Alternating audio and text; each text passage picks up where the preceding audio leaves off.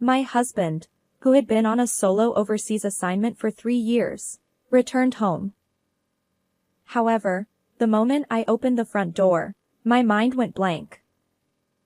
Behind Oliver stood an unfamiliar person, a blonde woman holding a baby. Who might you be? I tried to phrase it as delicately as possible, though I already had a hunch. Oliver's expression was surprisingly indifferent as he declared, "This is my new family. If you don't like it, feel free to leave." As expected, I thought. It was an odd way to put it, but I had mentally prepared for this outcome. I had even anticipated it. And now it was the stark reality. The blonde woman behind him continued to smile without saying a word. Still, I didn't need a polite introduction, it would only infuriate me further. The blonde hair isn't a natural shade of blonde, it's a glaringly bleached gold that practically screams. Moreover, the facial features don't resemble those of a typical Westerner.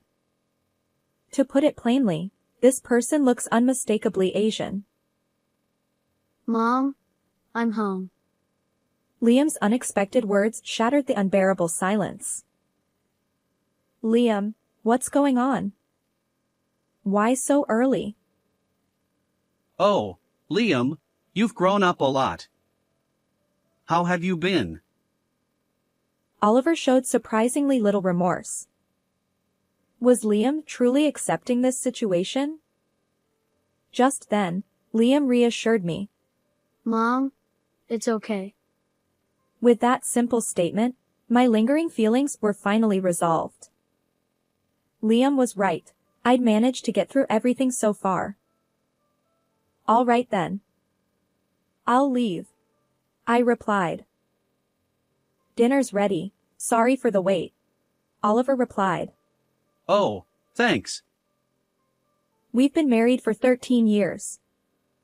Both my husband Oliver and I Cindy work full-time jobs, which means Liam, our son, often feels lonely. But being a dual-income household helps us manage things. Liam, come on in. It's beef stew tonight. I called out. Sure, I'm coming. Liam responded. Oliver and I met 15 years ago through a mutual friend. He's 3 years younger than me, and sometimes that youthfulness makes him seem both endearing and unreliable. But more than anything, I'm drawn to his occasional whims and youthful behavior. Cindy, are you interested in sports? Oliver asked. Not really, why? Despite my lack of interest, Oliver is a huge sports fan, and our go-to-date spots usually involve watching games. Seeing his happy expression at various venues made it worthwhile for me. We attended soccer, baseball, basketball, and all sorts of sporting events. After navigating this whirlwind relationship, we were blessed with our son, Liam, and eventually married. When Oliver found out we were having a boy, he practically jumped for joy. I wonder what kind of kid he'll be. Definitely into soccer. Oliver mused. Remember to respect our child's wishes. I reminded him. Yeah, got it. It doesn't have to be soccer, after all. Despite being left with most of the household chores despite both of us working, I didn't mind as long as he played with our child happily. And now, Liam, who has entered 5th grade, continues to grow healthily despite often feeling lonely due to my husband Oliver and me both working full-time. However, there's one reason our family isn't harmonious: Oliver's presence. Liam tends to be more of an indoor person. Rather than engaging in sports or physical activities, he prefers drawing and playing puzzles. Speaking of puzzles, he enjoys a variety of them, from jigsaw puzzles to number-based games like Minesweeper. Sudoku, in particular, caught his interest. Though I didn't quite understand the rules, seeing Liam happily playing made my heart swell. Even though I didn't have strong feelings about it, Oliver strongly objected to this. The reason is clear. His own interests clashed with Liam's hobbies. Certainly, I understand the shock, considering how Oliver had eagerly anticipated this since Liam was in my womb.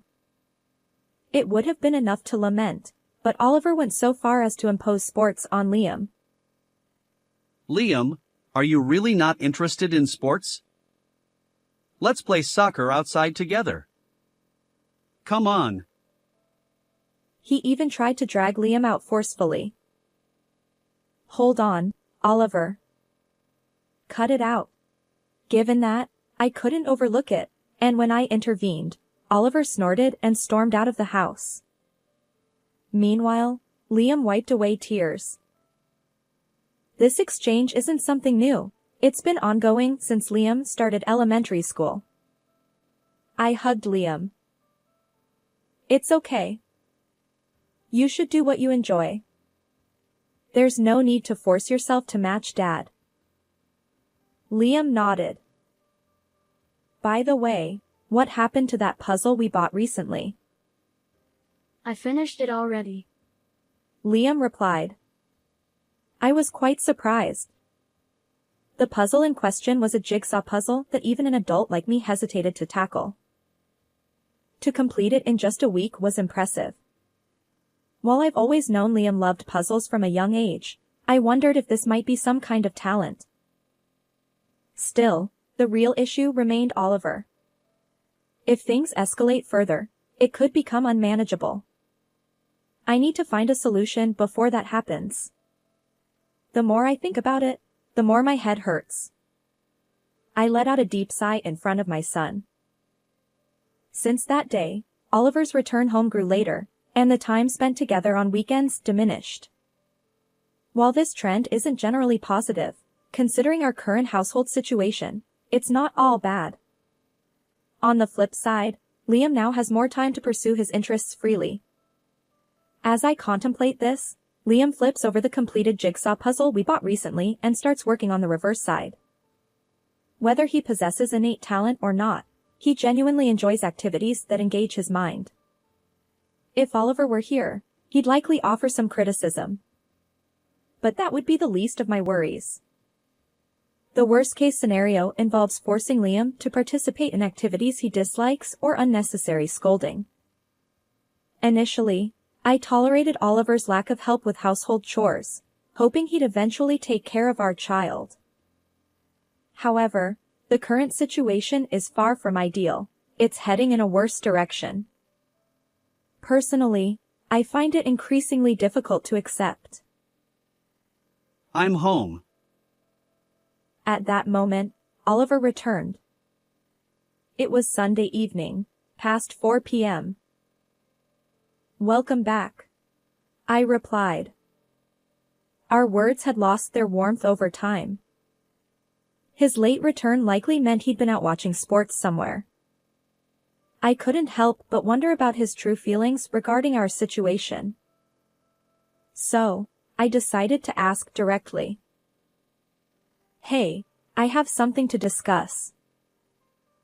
Liam, sensing the tension, retreated to his room. Though I whispered, it seems my attempt at privacy failed. Oliver, whether knowingly or not, responded with a stern expression. What? I cut to the chase. What do you think of Liam? Oliver's reply stunned me. I don't really think about it. If he won't play sports despite my invitations, he can't be my child. His audacity knew no bounds. And then, he added an unbelievable accusation. Maybe he's someone else's kid. I was beyond anger, just plain exasperated. While I should have denied baseless claims, I lacked the energy. At that moment, a vital thread snapped within me. The dining room fell into silence. Afterward, Oliver rarely contributed financially to the household. His money vanished into dining out and entertainment. While it was far from forgivable, His absence brought some emotional relief. But when I realized this, I couldn't help but cry, feeling utterly despondent.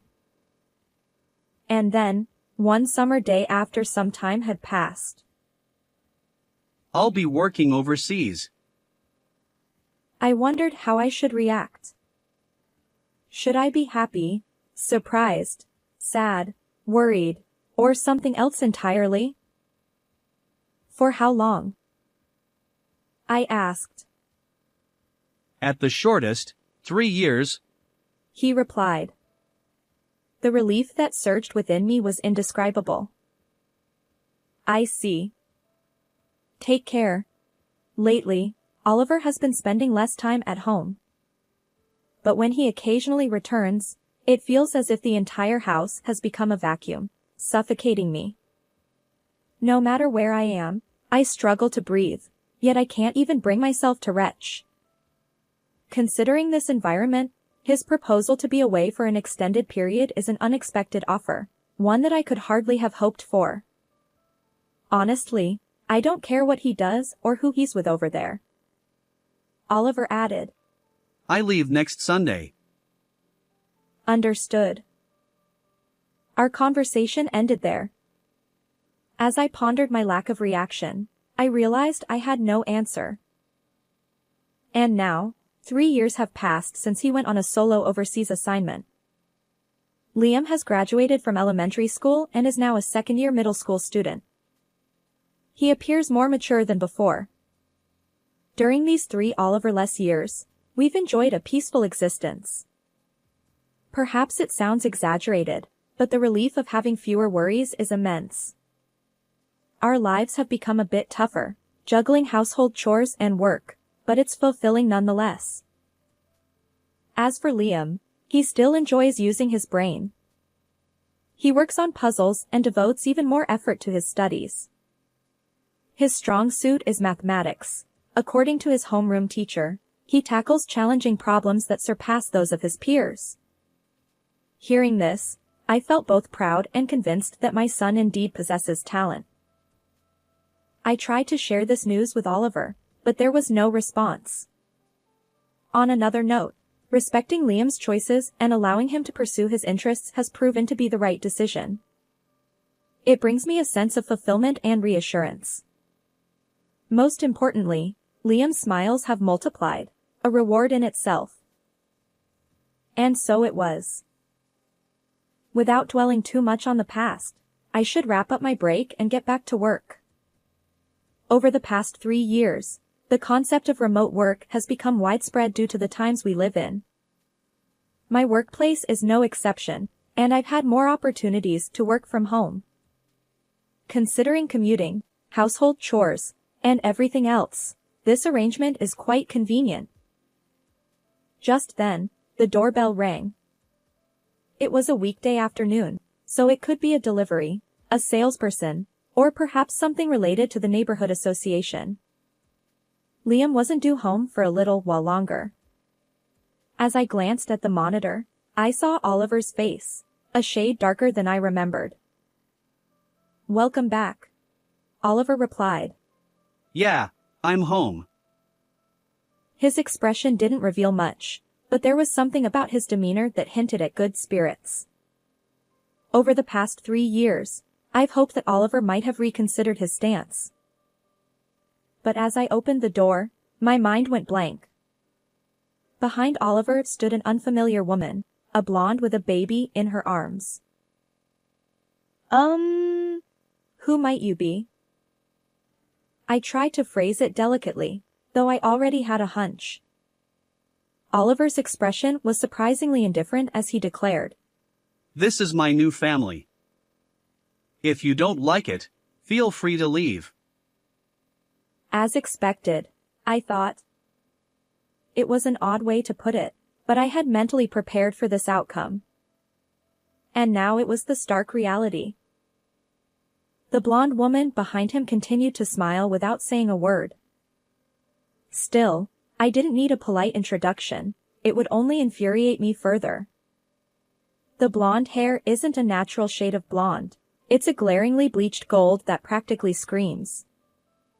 Moreover, the facial features don't resemble those of a typical Westerner. To put it plainly, this person looks unmistakably Asian. Mom, I'm home. It was Liam who broke the unbearable silence. Liam, what's going on? Why so early? Oliver chimed in. Oh, Liam. You've grown quite a bit. Are you doing well? His lack of remorse was astonishing. I never expected him to have such thick skin. Welcome back. Liam replied, matching Oliver's indifferent attitude. No wonder. Didn't I mention that I'd be coming home early because it's test season starting today? Now that he mentioned it, he did say something like that earlier. Meanwhile, I wondered if Liam was coping with this situation. Just then, Liam reassured me. Mom, it's okay. With that simple statement, my lingering feelings were finally resolved. Liam was right. I'd managed to get through everything so far. All right then. I'll leave. And so, Liam and I quickly packed our belongings and left the house that day. Honestly, life would be tough. For the time being, we'll stay in an affordable business hotel and search for a monthly apartment or a rundown apartment for our next home. It wouldn't be easy, but for my son's sake, I'd do whatever it took. Yes, because I had Liam by my side. It's been almost a month since that day when I stormed out of the house.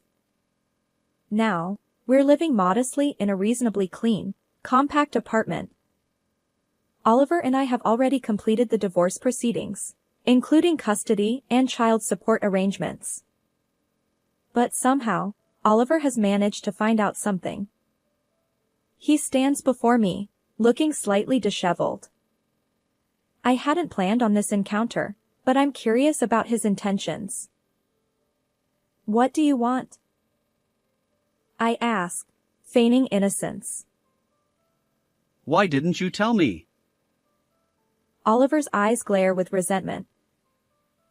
Tell you what? I know exactly what he's referring to, but for now, I'll keep him guessing. About Liam. Seems like he's gifted. Saw it on TV and online news. As expected. Liam, with his love for puzzles and mathematics since childhood, has excelled academically in middle school. It all started during a parent-teacher conference. Liam is an exceptional thinker. His abilities surpass mine. I can barely keep up. Does he have additional enrichment at home or attend tutoring? No, not really. He's always loved numbers, puzzles, and complex things. He finds them somewhere and plays with them alone at home. I see. What about friends? Honestly, I don't often see those kinds of interactions at school, so I'm a bit concerned. Well, it's true. Liam mentioned that he doesn't really connect with classmates. As I mentioned earlier, he spends a lot of time playing with numbers rather than studying. It's definitely something to keep an eye on. Afterward, the teacher encouraged Liam to take a high school mock exam. The results revealed that he's in the top percentile intellectually. When we conducted an IQ test, he scored an impressive 132. Liam's interest lay in the ever-moving sequence of numbers, stock trading. Naturally, I was a complete novice when it came to stocks, so I felt apprehensive at first. But as Liam guided me through buying and selling stocks, profits quickly accumulated. From then on, he balanced his studies with a keen focus on stock market movements, as well as foreign exchange rates.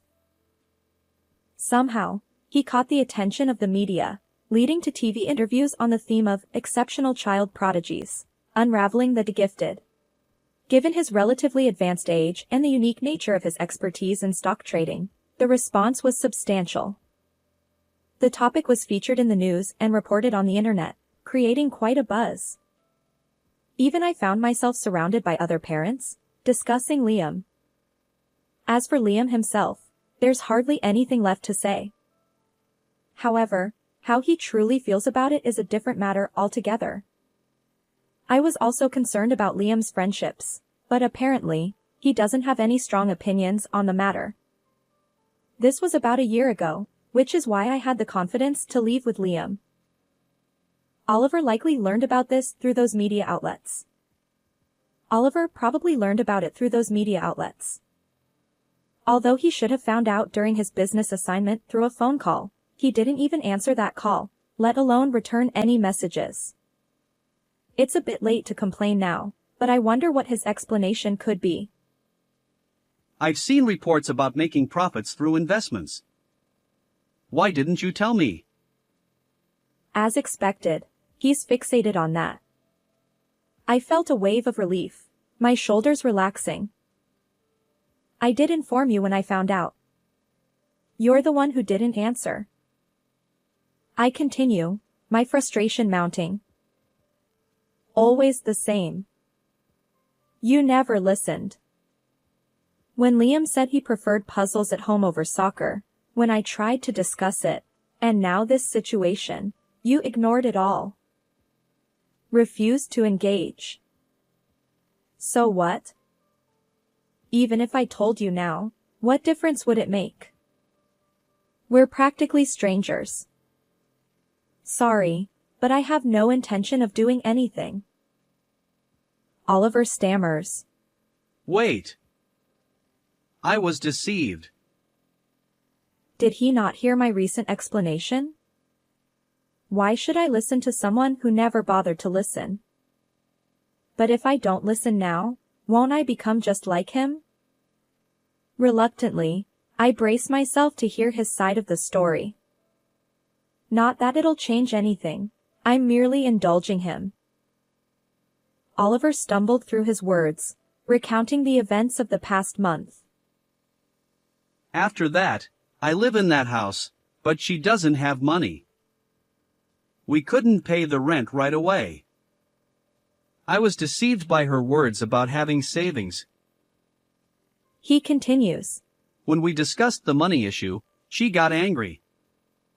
Then go work and earn it, she said. But I do work. The rent was something we could barely manage together. Now, I'm working non-stop, even through the nights. And during that time, she found another guy. I'm practically homeless, crashing at internet cafes. I see. No wonder he looks disheveled. Oliver, who conveniently forgets his own actions, only has negative things to say about his affair partner. How can he even speak? And then? I prompt for the continuation, but I have absolutely no intention of complying. I apologize. Please forgive me. Now, where in that conversation was there a moment when I had to forgive anything? Before considering forgiveness, I have absolutely no connection to this situation. What am I supposed to forgive after hearing that story? Is that all you want to say? You're becoming a nuisance to the neighborhood, so maybe it's time for you to leave. Wait. His persistence and past selfishness overlap. Ironically, the very qualities I once admired in the man I fell for are now being seen in this way. Nothing has changed about him. Whether when we first met, years ago, or now, and likely in the future, he remains self-centered. I've heard enough, so I forcefully close the door. As I do, Liam silently appears from the living room and addresses the man who was once his father. Unfortunately, I can't defend you. I'm disappointed in you. There's nothing we can give you. Mom has always been my cherished family, protecting me. But you're different. You're not here. And it's because of your own actions. Oliver, seemingly broken by those words, stands there, sobbing. I glance at him and close the door. Despite my exasperation, there's no room for sympathy. Since that incident, a few more weeks have passed. Liam remains utterly obsessed with the ever-moving stream of numbers. Naturally, he can't directly buy stocks, so I've been doing it on his behalf. But lately, the amounts involved have grown beyond mere pocket money. Sometimes, the profits from selling are staggering. As I work from home, Liam engrossed in his trading, the intercom buzzes again. Not again. Oliver has been visiting our home frequently since then.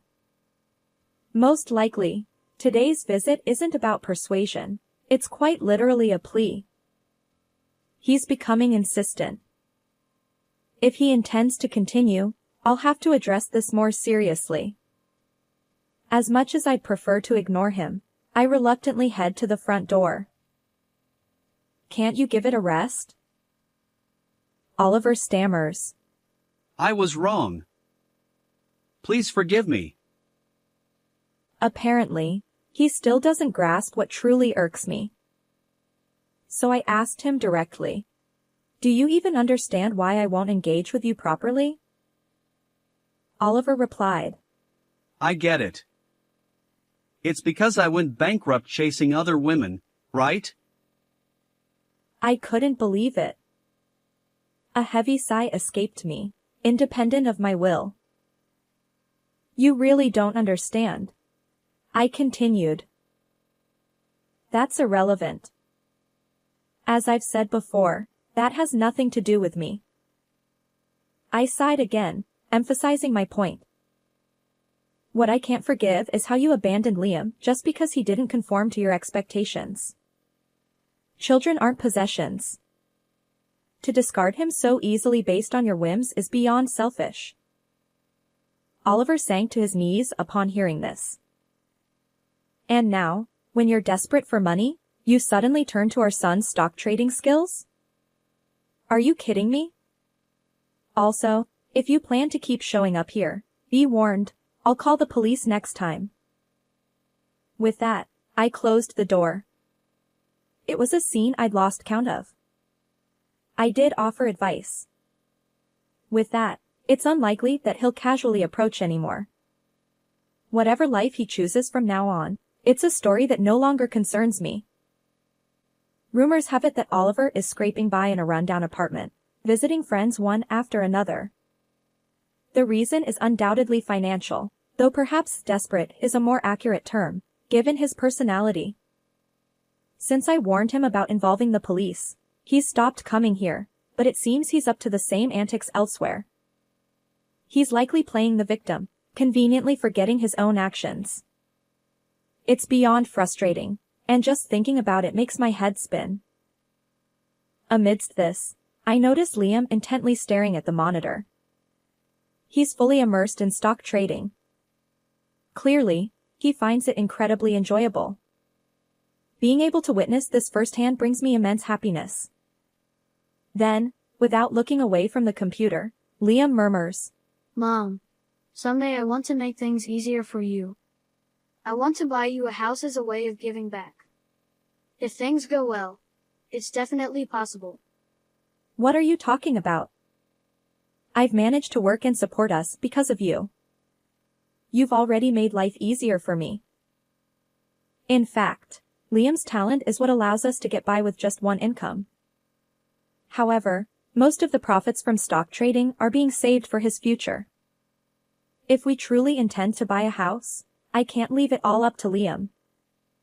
With renewed determination, I say, all right, let's work hard together to build our house. How did you find this story? Don't forget to subscribe to the channel. See you in the next video.